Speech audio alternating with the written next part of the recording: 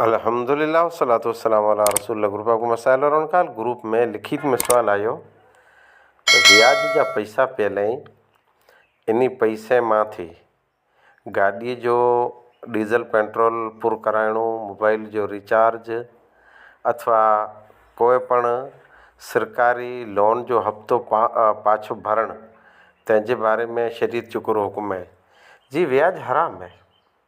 अने ज़ाती खर्च अने ज़ाती वपरास ब्याज जो चोखो हराम है।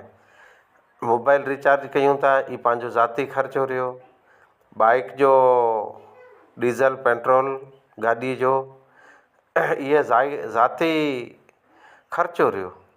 अने जेकॾहिं पाण हफ़्ता भरियूं था लोन जा कंहिं पण लेवल ते ये ज़ाती खर्च रहियो। अने पंहिंजे दीन में इस्लाम में चोखो हराम आहे। लिहाज़ा ई जंहिंजो प्लान है उहो प्लान पिंड जो चेंज करे विझे वरना सख़्तु गुनहगार थींदो। आख़िर दवाना अल्हम्दुलिल्लाह।